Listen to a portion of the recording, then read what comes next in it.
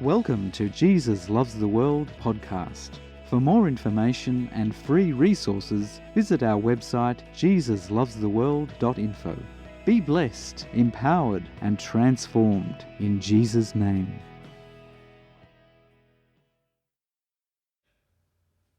As we journey through this life, many things can happen. If certain events or a person does not live up to our expectations, we can lose perspective and become unsettled. Emotions and doubts can take over, seize control, and rob us of that moment. This is exactly what happened to the disciples after Jesus' death on the cross and being confronted with his empty tomb. Let us walk along the road to Emmaus with two wayfaring travellers whose eyes have been restrained. Luke chapter 24, verses 13 to 35, and we'll read a few verses at a time. Verses 13 to 14.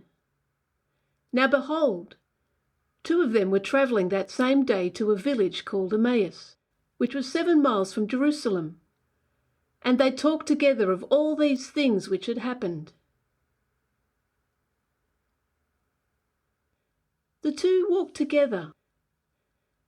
In the Bible, number 2 is very significant. To the Jew, the law required 2 or more witnesses for something to be believed. Together they walked and talked about all that had happened. 2 walked together. Verses 15 to 16. So it was, while they conversed and reasoned, that Jesus himself drew near and went with them.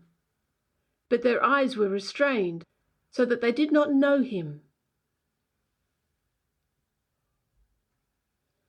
The two were not spiritually in tune with what had happened, or who it was that spoke to them.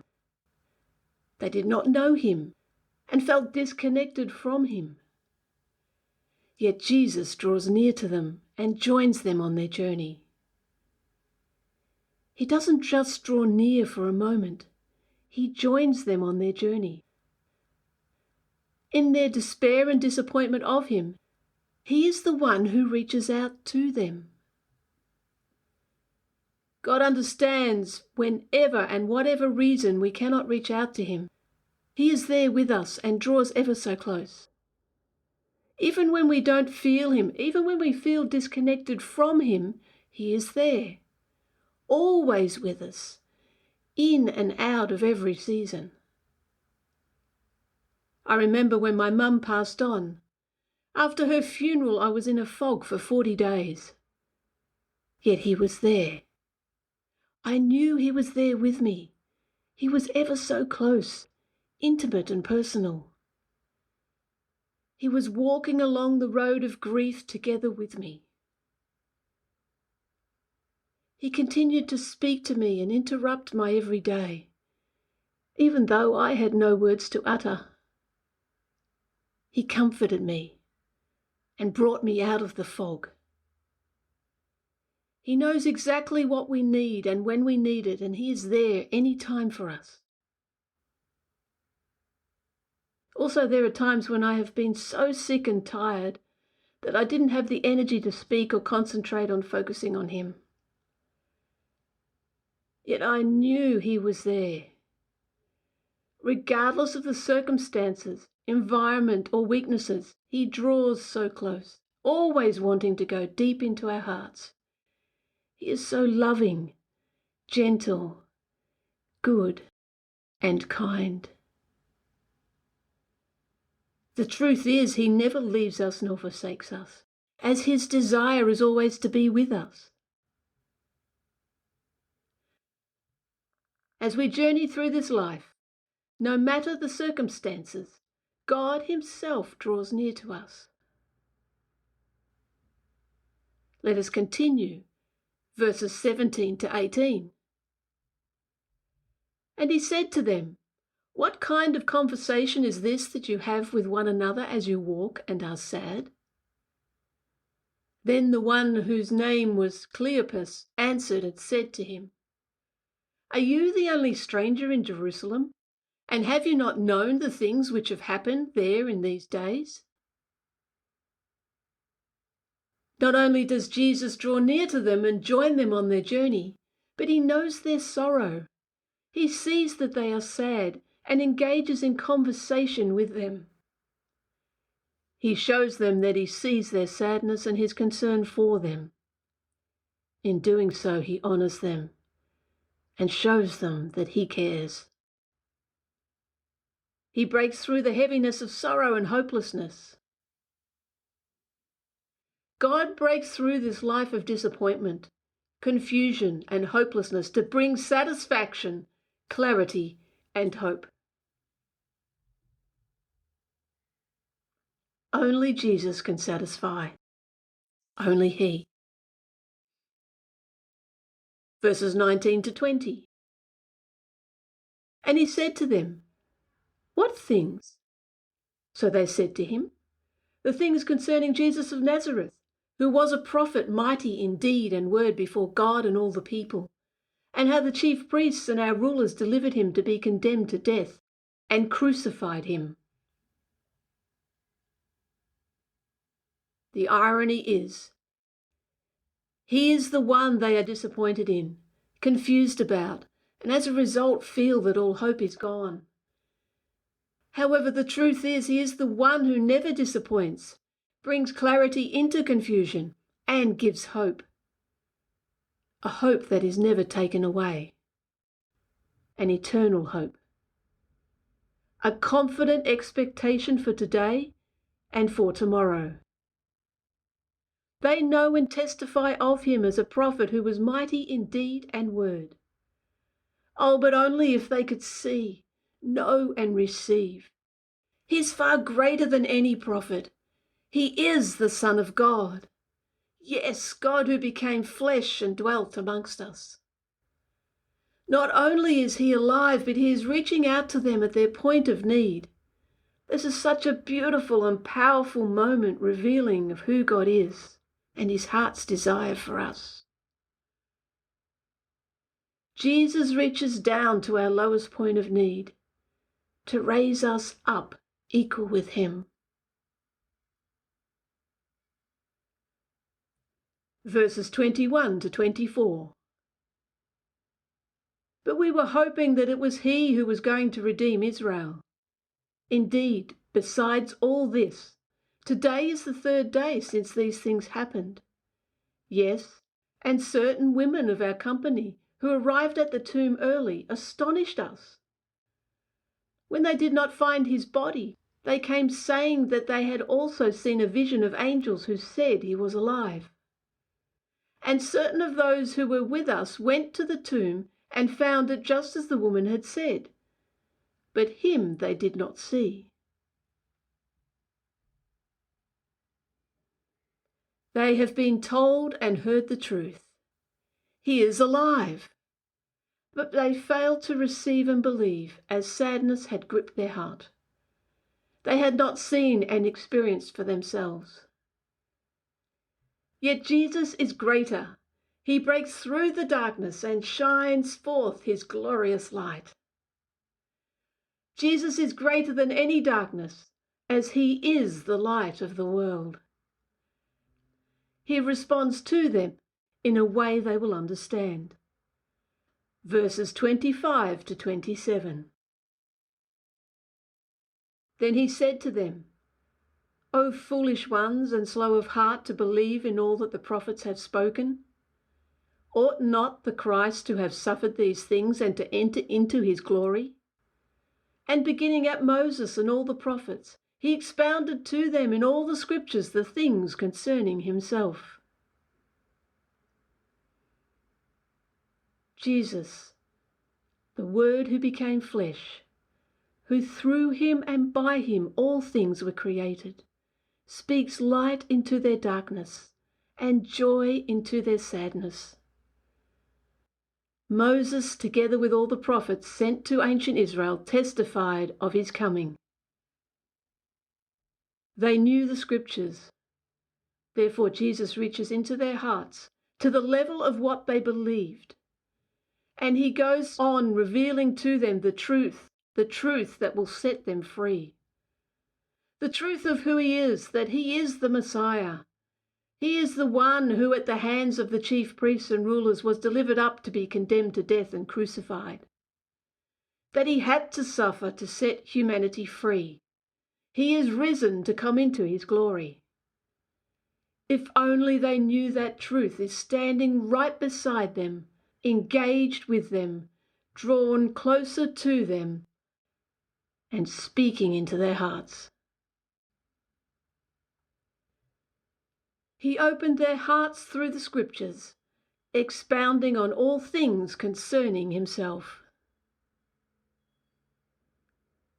Verses 28 to 29. Then they drew near to the village where they were going, and he indicated that he would have gone farther. But they constrained him, saying, "Abide with us, for it is toward evening, and the day is fast spent." And he went in to stay with them. They were hungry for more, as their hearts were ignited with hope and fueled by his presence. They constrained him with intensity and fervour. Jesus instantly responds and went in to stay with them. Abide with them. Jesus never rejects us and never gets tired of being with us. He is always ready, willing, and able. Verses 30 to 31. Now it came to pass, as he sat at the table with them, that he took bread, blessed it, and broke it, and gave it to them. Then their eyes were opened, and they knew him, and he vanished from their sight. Jesus continues to serve, even though his work is finished. His work on the cross was finished, yet he continues to intercede, to reach out, to draw near. As he journeyed with them, their hearts were ignited with his fire, yet they still did not see. Upon invitation, Jesus draws closer. He abides with them. In Jewish culture and customs of sharing a meal together, it is one of fellowship, intimacy, and of great value. Even the everyday meals were special. Jesus shares a meal with them and speaks with his actions. He sat at the table with them, rested with them, abided with them, right where they were at. As a result, the three of them were equal, no one higher or lower than the other. They all sat together at the table. He took the bread. This word that has been translated as took is very interesting. It has dual meaning of either receive or take, depending upon the context. Jesus used it when he declared he would lay down his life and take it up again. Could they have reasoned amongst themselves it was he? He blessed the bread. Could it be that they remembered how he blessed the 5 loaves and 2 fishes? Were they there? Was there something in how he blessed the bread that was to remove the scales off their eyes? He broke the bread. Had they heard how he broke the bread and said to the 12 at the Last Supper, "This is my body which is given for you. Do this in remembrance of me"? His flesh was broken and torn apart. Oh, that they could remember. When he took the bread, blessed it, broke it, and gave it to them, their eyes were opened. The truth of who he is revealed. They now knew him and are truly free. Let us read what happened. Verses 32 to 35. And this is their response. And they said to one another, "Did not our heart burn within us while he talked with us on the road, and while he opened the scriptures to us?" So they rose up that very hour and returned to Jerusalem, and found the 11 that who were with them gathered together, saying, "The Lord is risen indeed, and has appeared to Simon." And they told about the things that had happened on the road, and how he was known to them in the breaking of bread. They rose up that very hour. It must have been late. Yet they returned to Jerusalem to testify from their own experience, from their own personal encounter with him. They confirmed what the women and angels had been saying. Their eyes were opened by his presence. At the breaking of bread, as he gave himself to them, and he gave the bread to them, their eyes were opened. They have seen and know the truth. They testify and received and believed. He is indeed risen. He is indeed alive. All this was made known to them in the breaking of the bread by him. Jesus appeared to many before he ascended into heaven, and is now at the right hand of the Father. He opened each one's eyes in different ways according to their need, by his presence. For us today, by his Spirit, as we journey through this life, he is with us. We can be expectant to hear from him, and to have an encounter with him, and to be intimate with him, as this is the heart of the Father, this is the heart of the Son, this is the heart of his Spirit. As he so desires us, he draws near to us. It is through the scriptures that we learn about him, as the Bible is God's love story to us. The Father, Son, and Spirit are one, and God is continually working to reveal himself to us.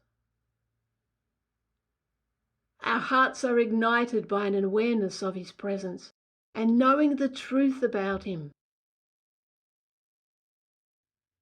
When we come to the Bible, his love story to us, let us surrender what we think the text means and ask him to reveal himself to us by his Spirit, what he wants us to know about him from the text.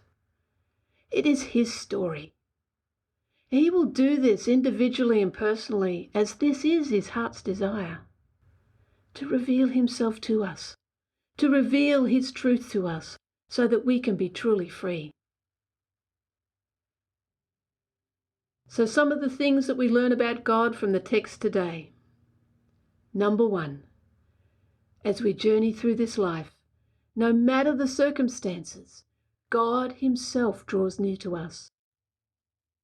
Number 2, God breaks through this life of disappointment, confusion, and hopelessness to bring satisfaction, clarity, and hope.